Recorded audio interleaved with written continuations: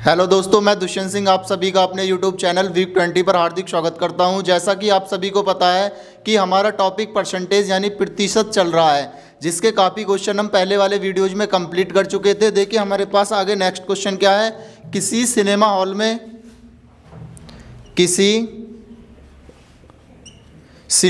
में सीटों की संख्या 25% बढ़ा दी जाती है। किसी सिनेमा हॉल में सीटों की संख्या 25% बढ़ा दी जाती है।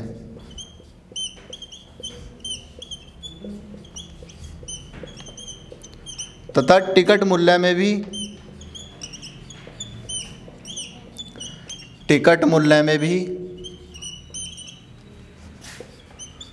10% की वृद्धि कर दी जाती है।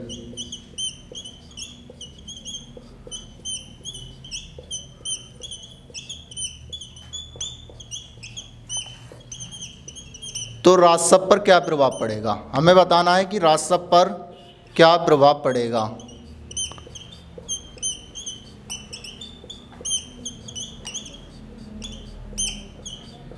तो ऐसे क्वेश्चन को हम सक्सेसिव से सॉल्व कर सकते हैं। जैसे कि 25% बढ़ा दी जाती है, तो हम जानते हैं कि 25% की फ्रैक्शन वैल्यू क्या होती है, यानी 25% इक्वल टू 25/100।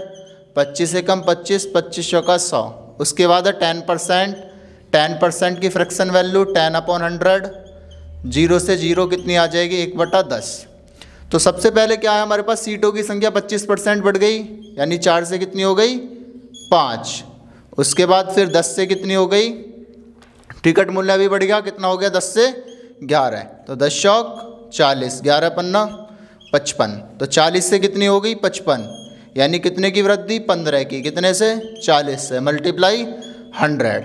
देखो 20 पंजे 100, 20 दूना 40, 15 5 यानी 75/2। 75 का आधा मतलब 37.5%। तो इस वाले क्वेश्चन के लिए सही जवाब हमारे पास कितना आ जाएगा, 37.5 यानी 37.5%। आइए इस वाले क्वेश्चन के लिए हम second approach, it means second method देखते हैं। इसके लिए क्या होगा, तो हमने एक फॉर्मूला पढ़ा है x + y + xy/100। यदि कोई भी चीज़ हमारे पास इंक्रीज हो रही है तो हमें क्या लेना है, प्लस। यदि डिक्रीज हो रही है यानी कम हो रही है तो हमें क्या लेना है, माइनस। लेकिन ये दोनों ही हमारे पास इंक्रीज हो रही है यानी इनमें वृद्धि हो रही है, तो इनको क्या लेंगे हम, प्लस। तो 25 + x y + 25 × 10/100। देखो 0 से 0, 5 पंजे 25, 5 दूनी 10। तो 25 और 10 35 और 5/2 यानी 2.5, 25 और 2 37। तो कितना हो जाएगा, 37.5। आइए देखते हैं हमारे पास सेकंड क्वेश्चन क्या है। सेकंड क्वेश्चन है हमारे पास, किसी विद्यार्थी को सफल होने के लिए 40% अंक चाहिए। यानी कोई भी विद्यार्थी है हमारे पास, किसी विद्यार्थी को सफल होने के लिए 40% अंक चाहिए। किसी विद्यार्थी को सफल होने के लिए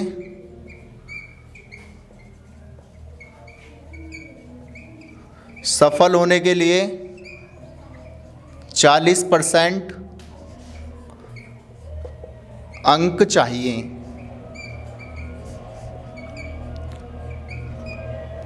उसे 40 अंक प्राप्त होते हैं, उसे 40 अंक प्राप्त होते हैं और वह 40 अंकों से फेल हो जाता है।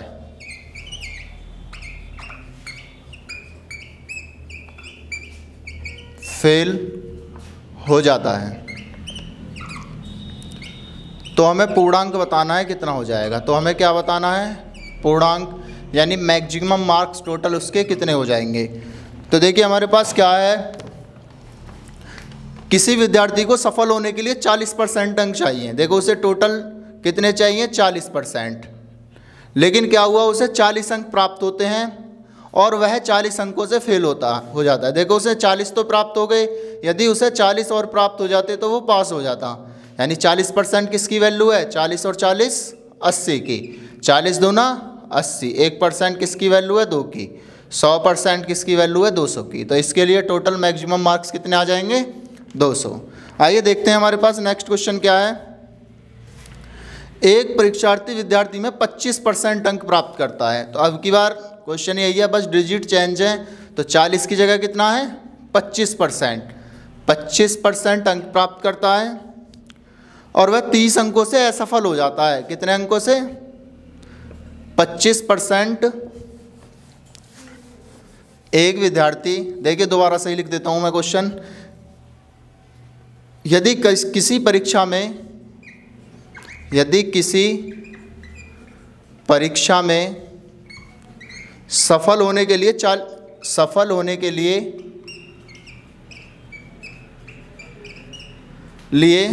80% अंक चाहिए, 80% अंक चाहिए। यदि उसे 210 अंक प्राप्त होते हैं, यदि उसे 210 अंक प्राप्त होते हैं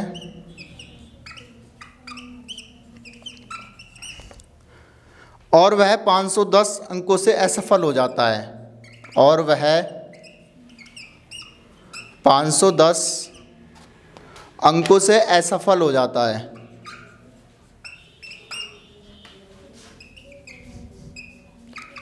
असफल हो जाता है, तो हमें पूर्णांक बताना है टोटल, यानी उसके मैक्सिमम मार्क्स कितने आए। तो देखो पास होने के लिए हमें कितने चाहिए, 80% चाहिए, लेकिन उसे 210 तो प्राप्त हो गए, लेकिन 510 और आ जाते तो क्या हो जाता वो, पास। तो 80%, 500, 200, 700, तो कितने हो गए बच्चों, 720। 0 से 0, 8 9 72। तो 1% की वैल्यू 9 के बराबर और 100% की वैल्यू किसके बराबर है, 900 के। तो इस वाले क्वेश्चन के लिए सही जवाब हमारे पास कितना आ जाएगा, 900। आइए देखते हैं हमारे पास नेक्स्ट क्वेश्चन क्या है। नेक्स्ट क्वेश्चन है हमारे पास, एक परीक्षार्थी परीक्षा में 25% अंक प्राप्त करता है। एक परीक्षार्थी परीक्षा में 25% अंक प्राप्त करता है। एक परीक्षार्थी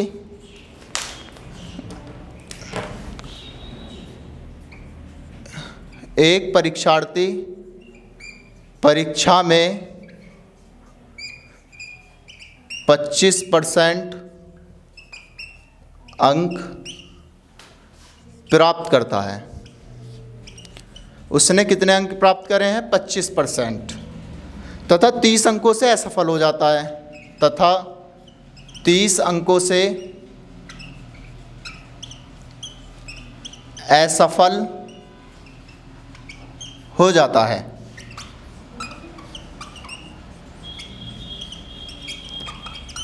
आगे क्या है, दूसरा, एक अन्य परीक्षार्थी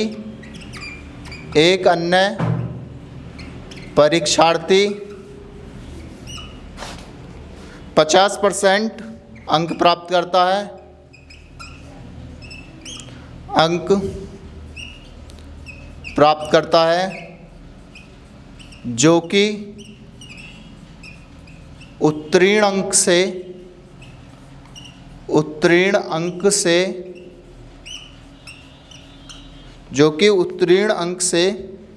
20 अंक अधिक हैं, 20 अंक अधिक हैं।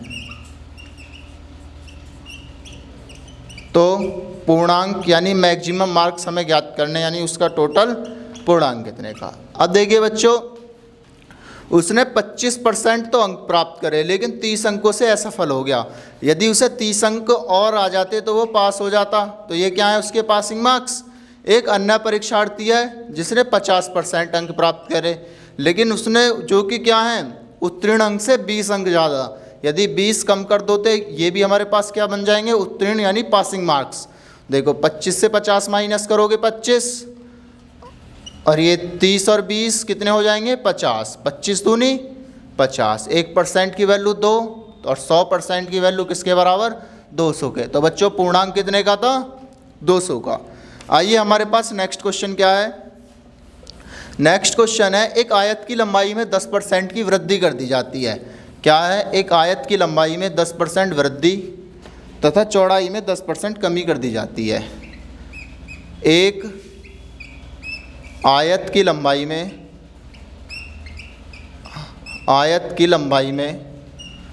10% वृद्धि तथा चौड़ाई में 10% कमी कर दी जाती है, कमी कर दी जाती है। तो क्षेत्रफल में प्रतिशत बदलाव ज्ञात कीजिए। तो हमें क्या करना है? क्षेत्रफल में प्रतिशत बदलाव ज्ञात करना है, कितना हो जाएगा। तो देखो, आयत की लंबाई यानी 10% की फ्रिक्शन वैल्यू कितनी होती है? 1/10। पहले क्या है हमारे पास? इसकी लंबाई यानी 10 की वृद्धि 10 से क्या हो गई बच्चों? 11। चौड़ाई कितनी हो गई? कम, यानी 10 से कितनी हो गई? 9। 10 दाम क्षेत्रफल कितना आ जाएगा? लंबाई गुणे चौड़ाई, 10 दाम 100, 11 नेम 99। 100 से कितनी हो गई? 99। इसका मतलब 1% की क्या आ जाएगी? कमी। इसके लिए देखो हमारे पास सेकंड अप्रोच क्या है। इस क्वेश्चन को सेकंड मेथड से कैसे सॉल्व कर सकते हैं। हमने पढ़ा है x + y + xy बटे में 100। तो क्या है? x + y + xy बटे में 100। तो 10 की वृद्धि 10 की कमी, यदि प्लस है, यदि बढ़ रही है, वृद्धि हो रही है तो प्लस लेना है, वरना क्या लेना है? माइनस। तो 10 × 10 बटे में 100। देखो 10 से 10 कैंसिल, 0 से 0, यानी क्या आ जाएगी बच्चों? -1। माइनस क्या दिखा रहा है? 1% की क्या हुई है? कमी। आइए इसके बाद हमारे पास नेक्स्ट क्वेश्चन क्या है। किसी वर्ग की भुजा 30% बढ़ा दी जाए। किसी वर्ग की भुजा 30% बढ़ा दी जाए तो क्षेत्रफल में कितने प्रतिशत बदलाव होगा? यदि किसी वर्ग की भुजा 30% बढ़ा दी जाए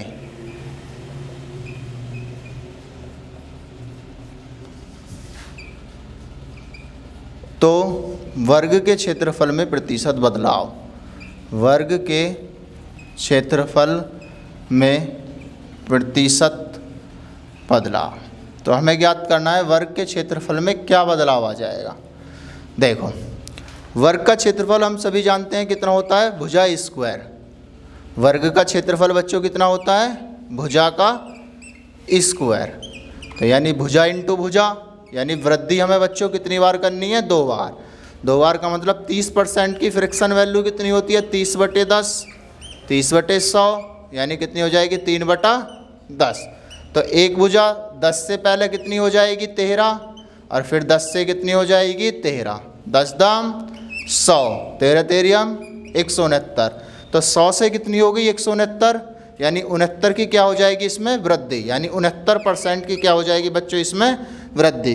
तो इस वाले क्वेश्चन के लिए हमारे पास जवाब कितना आ जाएगा? 69% की वृद्धि।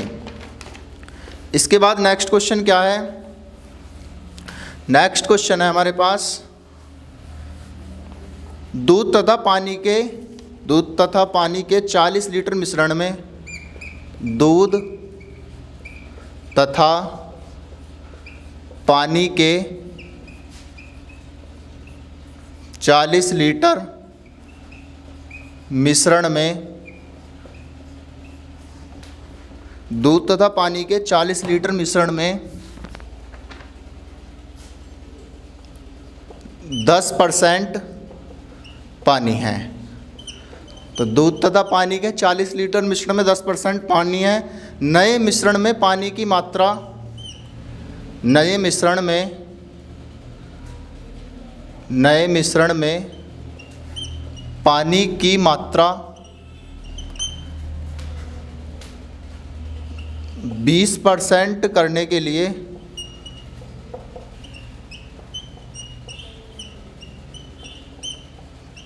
20% 20% करने के लिए कितना पानी मिलाना पड़ेगा, कितना पानी मिलाना पड़ेगा। आइए देखते हैं इस क्वेश्चन को कैसे सॉल्व करेंगे। देखो एक इसमें हमारे पास दूध है और क्या है, पानी, दूध और पानी। 40 लीटर मिश्रण में 10% पानी है, तो 40 का 10% बच्चों कितना हो जाएगा, तो 40 का 10% यानी कितना हो जाएगा हमारे पास 4। तो 4 तो उसमें पानी है, इसका मतलब 36 क्या है, दूध। अब नए मिश्रण में पानी की मात्रा करनी है हमें 20%, तो 36 बटे में 4 करा कितना पानी मिलाना पड़ेगा। तो हमने मान लिया कितना पानी मिलाना पड़ेगा x, जिसमें पानी की मात्रा कितनी हो जाए 20%, यानी 20 तो पानी हो और 80 क्या हो, दूध। तो देखो 20 एकम 20, 20 चौक 80, तो 36 एकम 36 इक्वल टू 4 चौक 16, 4 चौक कितने हो जाएंगे 16 प्लस 4x। 16 में 36 में से 16 घटाओगे 20, तो 4x की वैल्यू कितनी आ जाएगी 20, 4 पंजे 20, तो x की वैल्यू कितनी आ गई 5, यानी उसमें कितना पानी मिलाना पड़ेगा 5 लीटर। तो बच्चों बाकी के क्वेश्चन हम नेक्स्ट वीडियो में सॉल्व करेंगे। Thank you.